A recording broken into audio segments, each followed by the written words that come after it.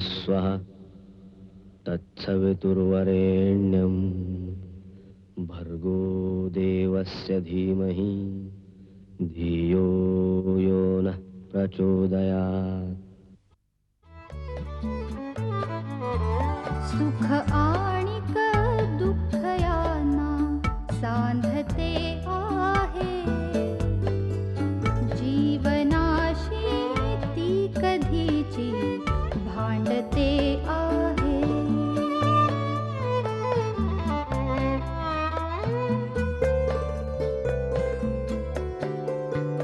दोन डोळ्यांनी मुक्याने बोलताना ती वेगळे काहीतरी बघ सांगते आहे.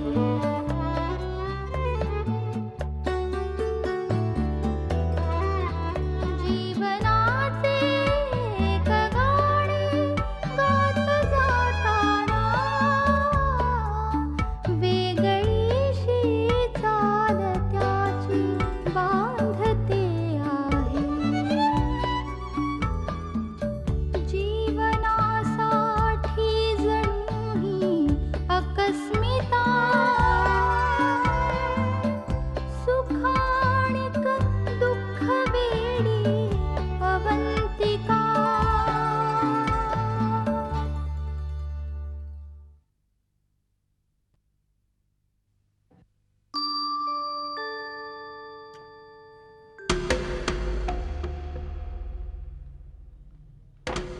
Good morning miss Dixit. Good morning. मग कसं काय वाटलं आमचं कॉलेज छान आहे. आणि इथली माणसं? माणसं तर फारच छान आहेत. Very considerate. हो, म्हणजे कृपया गैरसमज नसावा एवढंच सांगायचं होतं हो. काय आहे, आम्हालाही मदत करावीशी वाटते हो तुम्हाला. हे बघा, कुठलीही हेल्प हवी असेल ना, मी आहे ना. विशेषतः PhDच्या बाबतीत. तुम्ही केली PhD? छेव, एवढा कुठला पेशन्स आपल्याला. मग तुम्ही काय मदत करणार? तुम्हाला चांगला गाईड तर सुचवू शकतो. No thanks. प्रोफेसर लिमा यांनी मला चांगले गाईड सुचवलेत. डॉक्टर तुंगारे. हो हो हो हो. नाही, पण मी त्याही पेक्षा चांगला. Thank you very much. माझं बोलणं झालंय आधीच डॉक्टर तुंगारेंची. नाही, मला काय म्हणायचंय. एक्सक्यूज मी, मला लेक्चर आहे.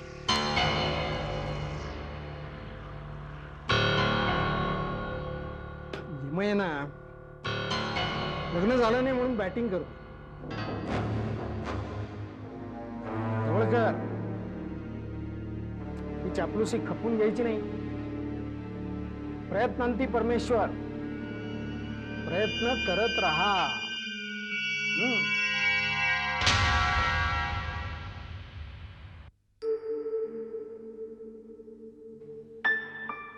नीरज, नीरज, ड्रॉइंग शीट्स आणलीत? No ma'am. Why not? Ma'am, वेळ नव्हता. वेळ नाही मिळाला? What do you mean by वेळ नाही मिळाला? बाकीच्यांनी कशा आणल्यात? काय प्रॉब्लेम काय तुझा? आल्यापासून पाहते तुझं क्लासमध्ये अजिबात लक्ष नसतं. मी उद्या कंप्लीट करून आणेन नक्की. नीरज, उद्या नाही, आजच्या आज कंप्लीट झाली पाहिजे. अरे अशाने कसे होणार तुम्ही आर्किटेक्ट? आर्किटेक्ट व्हायची तर जिद्द पाहिजे मनामध्ये, काम करायला पाहिजे. आम्ही सुद्धा रात्री तासन तास जागून ड्रॉइंग्स कंप्लीट करत होतो. वेळ मिळाला नाही हे कारण सांगण्याची आमची प्राज्ञा नव्हती. आमच्या प्रोफेसर समोर एक शब्द उच्चारायची डेअरिंग नव्हती आमची. कुठलीही इमारत चांगली होण्यासाठी त्याचा पाया मजबूत असावा लागतो. तसंच उद्या स्किल्ड आणि सक्सेसफुल आर्किटेक्ट होण्यासाठी तुम्हाला पाया मजबूत करायला हवा. एकाग्रतेने शिकलं पाहिजे.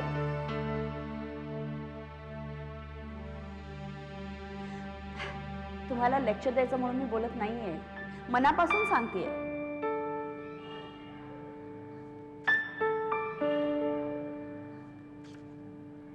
Sit down.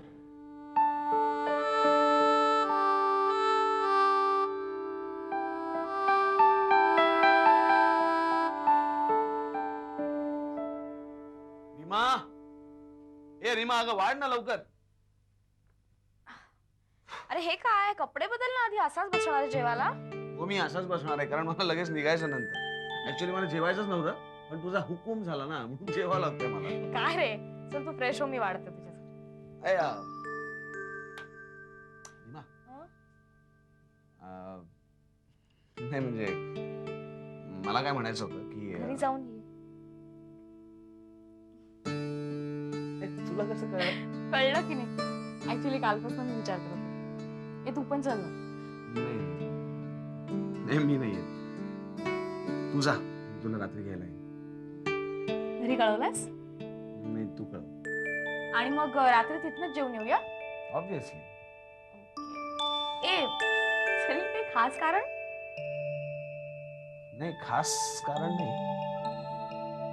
ऍक्च्युली माझं काय चाललंय कसं चाललंय याची आमच्या घरच्यांना कोणालाच कल्पना नाही ना. त्यांना खूप उत्सुकता असेल जाणून घ्यायची पण ते कोणी मला विचारणार नाही. तू घरी गेलीस तर त्यानिमित्ताने तुमच्यात बोलणं होईल त्यांना काही गोष्टी कळतील. पण सलील जर त्यांनी तुला विचारलं ना सगळी माहिती मिळते ना. नाही मला नाही विचारलं ते. तुला खरं सांगू त्याने मला पैसे देण्याची तयारी दाखवली ना हीच माझ्या दृष्टीने खूप मोठी उमेदीची गोष्ट. मला असं ऍक्च्युली वाटलं होतं ना की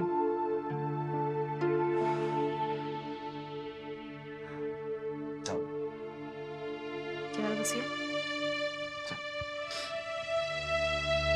करपेने आपल्या ब्रँच मधल्या सगळ्या पुरुषांना आपल्या बाजूला कसं काय वळवून घेतलं देव जाणे. सानिका आपल्या ब्रांच मधले सगळेजण करपेना अतिशय घाबरतात. पण ह्याचा अर्थ असा नाही की म्हणून अगदी सगळेच त्यांच्या बाजूचे आहेत. म्हणजे अगं काल संध्याकाळी खांडेकर भेटले होते. म्हणत होते की पाटील मॅडमशी बोलायची हिंमत होत नाही म्हणून तुम्हाला सांगतोय. आपल्या ब्रांच मध्ये काय घडताय काय चाललंय सगळं आम्हाला कळतंय. पण उगीच कोणाच्या भानगडीत कशाला पडायचं म्हणून आम्ही कोणीच बोलत नाही. सगळेजण असाच विचार करतात आणि फक्त दुरून तमाशा पाहतात. सानिका तू त्या दिवशी खांडेकरांना जे बोललीस ना ते त्यांना खूप लागलंय असं वाटतंय ग मला. ते मला सांगत होते की एक क्षण मला असं वाटलं की मॅडमच्या जागी माझी मुलगीच उभी आहे. तेच मला सांगत होते की आता हा करपे बँकेची आणि MD साहेबांची पण बदनामी करायचा प्रयत्न करतोय म्हणून. किती हलकट माणूस आहे हा. मला असं वाटतं की ह्या गोष्टी आपण MDंच्या कानावर एकदा नक्कीच घालूया. अगं पण ह्याला पुरावा काय. अगं खांडेकर स्वतः आपल्याबरोबर यायला तयार आहे. फक्त ही गोष्ट इतक्यात आपण कोणालाही डिस्क्लोज करायची नाही. चालेल तू त्यांना अश्युअर कर की त्यांचं नाव कुणालाही कळणार नाही म्हणून. आता बघ करते तुझ्या बाजूने बोलणारी माणसं कशी तुझ्या विरोधात बोलतात ती. आर्य तर पक्का गोड खाऊ आहे. आणि कनू कशी आहे ग. अशू अशू मी खरंच सांगते मला तुमची सगळ्यांची इतकी आठवण येते. सारखं तिकडे यावंसं वाटतं. नको अवी इतक्यात येऊ नकोस. अगं या घरी काहीच नाहीये. अभि कसा आहे. त्याला तर कुणाचीच मदत घ्यायची नाही. म्हणतो अगदीच वेळ आली ना तर तयार शर्ट स्टॉल वरती विकीन. काहीतरीच बोलत असतो ग तो. मी तर चिडलेच त्याच्यावरती. नाही अशू तू त्याला काही बोलू नको. तुला काय करायचं काय नाही करायचं हे त्याला चांगलं कळतं. तो दुखावेल असं काही करू नकोस प्लीज. नाही तू करणार पण नाहीस म्हणा पण तरी आशू अभि खूप मोठ्या क्रायसिस मधून चाललाय. पण जेव्हा मला हे दिसतं ना तेव्हा मी मनातल्या मनात सौरभची आणि त्याची तुलना करते. तेव्हा मला वाटतं की किती फरक आहे ना या दोन भावांमध्ये. अभि सगळ्यावर पाणी सोडून इथे निघून आला आणि सौरभ जे आपलं नाही तेही मिळवण्याचा त्यांनी अट्टहास केला. अशी तुला माहिती आधी अभिचा पोरकटपणा पाहून वाटायचं की कसं होणार तुमचं दोघांचा. पण आता खात्री वाटते की तो आयुष्य त्याच्या हातातून निसटू देणार नाही. I tell you something it's a passing phase for both of you. अगं एका वेळेस 10,000 रुपये उडवायचा स्वतःच्या शर्टसाठी तो. आणि आता त्याच्याचवरती शर्ट्स विकायची पाळी आली. Avi I think this is destiny. But I am sure अभिमध्ये डेस्टिनीला वळवण्याचं कॅलिबर आहे. हे बघ, आजचा दिवस आणि तो दिवस यात अंतर नाहीये. Take it from bye.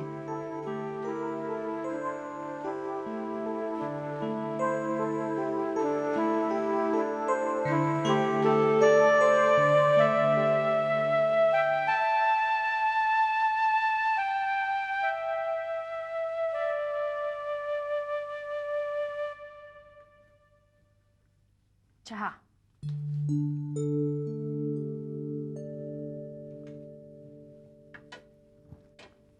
Maithili, तुझ्याशी थोडं बोलायचं होतं. बोला ना. हे बघ, मला काय वाटतंय की अभिषेक जहागीरदार या नावामध्ये आक्षेप घेण्यासारखं काही नसलं तरी त्यांच्याबरोबर तू बिझनेस करण्याचं डोक्यातनं काढून टाकावंस असं वाटतं. शेखर, नाही, अशी चमकू नकोस. माझं फक्त एवढंच म्हणणं आहे की जर आपण एखाद्या नवीन आयुष्याला सुरुवात करणार असू तर मग जुनी नावं कशाला हवीत? बरोबर. शेखर, पण आता विलास काकांनी ऑलरेडी त्याला हो म्हणून सांगितलंय आणि मी एकदम नाही कसं म्हणू? ठीक आहे ना. आता जर तुला पटत असेल तर तसं स्पष्ट सांग. हवं तर माझं नाव पुढं कर. पण मैथिली, आता तू स्वतंत्र हो. शेखर, मला अभिषेकचं खूप वाईट वाटतं. बाकीचे संदर्भ लक्षात घेतले तर तो एकदम एकटा पडलाय आता. मान्य, अगदीच मान्य. पण यात आपण काय करू शकणार आहोत? हे बघ मैथिली, रस्त्यात जर तो भेटला तर हाय हॅलो करणं वेगळं, पण त्याच्याबरोबर एकाच बिझनेसमध्ये गुंतून राहणं वेगळं. मला अजिबात पटत नाही. तुला काही स्वातंत्र्यच उरणार नाही. एखादा डिसिजन जर तुला पटला नाही, एखादा व्यवहार समजला नाही तर अधिकार असूनही तू त्याला विचारणार नाहीस.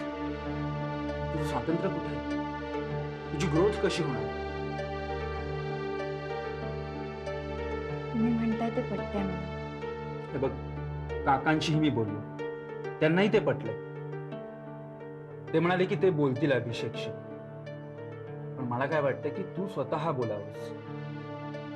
तो जरा कमी दुखावला जाईल. हे बघ, मान्य आहे की आयुष्यात नेहमी दुसऱ्यांचा विचार करा, पण कधी कधी स्वतःचाही विचार आधी करणं. मैथिली, तुला जर समर्थ व्हायचं असेल तर स्वातंत्र्य हवंच.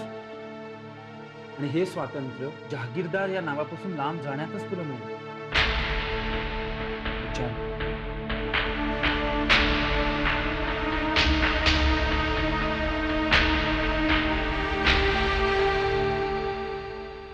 सर, तुम्ही मला बोलवलं? अरे हां, परत एक काम कर, रिहर्सल हॉलमध्ये जा आणि तिकडे ती मोनिशा, निकिता, सिद्धार्थ, उमेश असतील ना चौघं, त्यांना मी बोलवलं म्हणतो.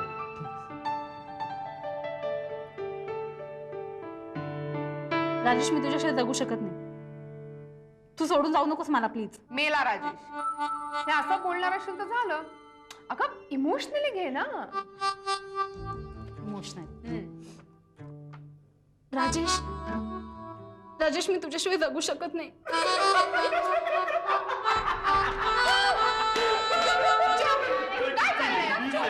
अरे जरा फॅशन शो वगैरे करा, आयटम बिटम दाखवा रे. अपूर्वा, तू सांग यांना प्लीज. हे बघा तुम्ही तुम्हाला सगळ्याला दीक्षित सरांनी स्टाफ रूम मध्ये बोलवलं. बरं, आलो म्हणून सांग.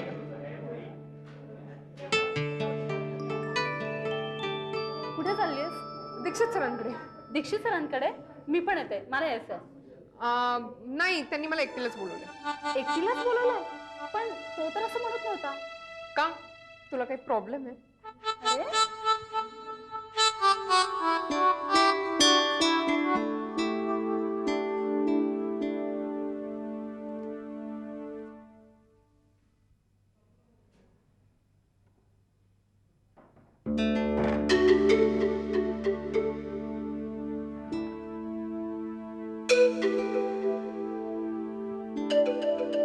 हे काय मोनिशा, तू एकटी चालीस, बाकीचे कुठे आहेत? येतात ना. मी मुद्दामच एकटी आले. का ग? म्हणजे माझं तुमच्याकडे खूपच महत्वाचं काम आहे. हा बोल. मला तुम्हाला काहीतरी सांगायचं आहे. अगं मग सांग ना. सर मला तुम्ही खूप आवडता. काय? हो सर, तुमचं वागणं तुमचं बोलणं किती सॉफ्ट आहे. सर मी घरी गेले ना तरी फक्त तुमचाच विचार करत असते. मोनिशा काय वेडेपणा आहे हा? सर म्हणजे दार का लावलंयस तू? सर हा वेडेपणा नाहीये. Sir you please try understand. Monisha शुद्धी तू काय चाललंय तुझं? तुला कळतंय का तू काय करतेस? तुम्ही खरंच खूप आवडता. मोनिशा तुम्हाला कधीपासून हे-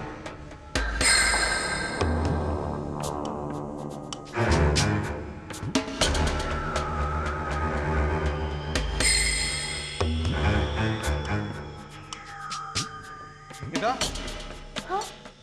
काय झालं का? नाही नाही काही नाही सर.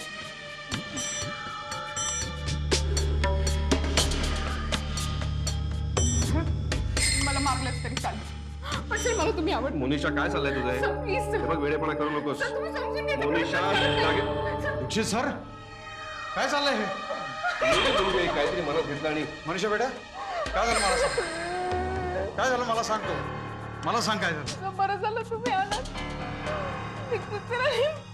दीक्षितरावांनी मला एकटीला केबिनमध्ये बोलवलं आणि माझ्यावर जबरदस्ती करायचा प्रयत्न केला.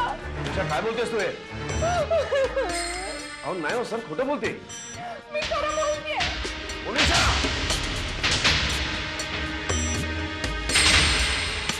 हे तुम्ही तुझा विनय भाग करूनच्या करून परत तिला मारताय तुम्ही. सर खोटं बोलते होती. सर दीक्षित सरांनी मोनिशावर अरे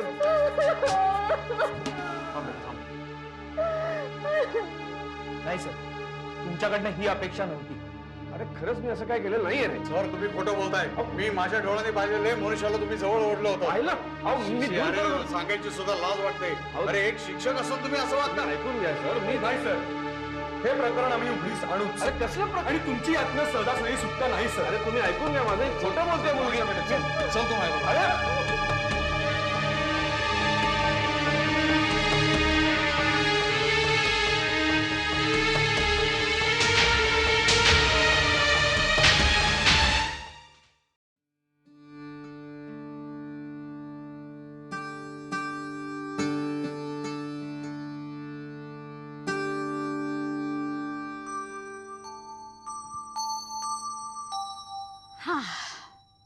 झोपला. बाबा आले नाहीत अजून? हो ग, काय कसले ते कल्चरल प्रोग्रामची तयारी घेतली आहे. नको ते व्याप गळ्यात टाकलेत. अगं व्याप काय म्हणतेस? बाबांना मनापासून आवडतं ते काम आणि त्यांना येतं सुद्धा. खरंच जेन्युइन इंटरेस्ट आहे त्यांना त्याच्यात. आणि माहितीये का तुला गंमत, काही वेळेला असे कार्यक्रम इतक्या वाईट माणसांच्या हातात देतात त्याच्यापेक्षा हे बेस्ट आहे. अगं पण त्यांनी कामाचे खूप व्याप वाढवून घेतले, त्याच्यामुळे कामाचं बर्डन होतं ना. हो पण थकत नाहीत तरी बाबा, सारखे कामात असतात आणि तेच बरं आहे. मला पण आवडतं सारखं काम करायला. नेहमी वाटतं की मधल्या सगळ्या त्या प्रकारांमध्ये जहागीरदारांची भांडण्याच्या नादात कोर्ट कचेऱ्यांमध्ये खूप वाया गेले दिवस माझे. नाही अवंती, असं नाही म्हणायचं. अगं त्याच दिवसात तर खरी तुला तुझी स्वतःची नव्यानं ओळख पडली. स्वतःची आणि इतरांची. खरंच माणूस कोणत्या परिस्थितीत का कधी कसा वागतो काही सांगताच येत नाही.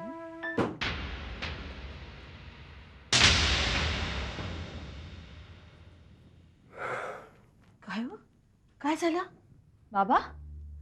इतका उशीर का? काय झालं बाबा? सुरभा, आज कॉलेजमध्ये एक विचित्र गोष्ट घडली. त्या मुलांना मी माझ्या रूम मध्ये बोलवलं होतं कार्यक्रमाचं काय कळवायचं म्हणून.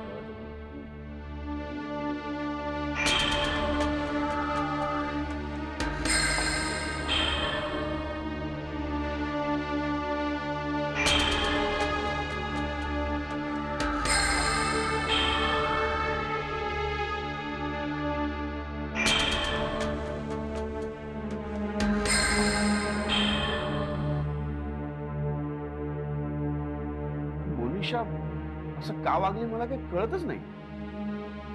पण तो सोनवणे त्यांनी मुद्दाम आरडाओरडा करून सगळ्यांना जमवलं. आणखी तिथे सगळ्यांना?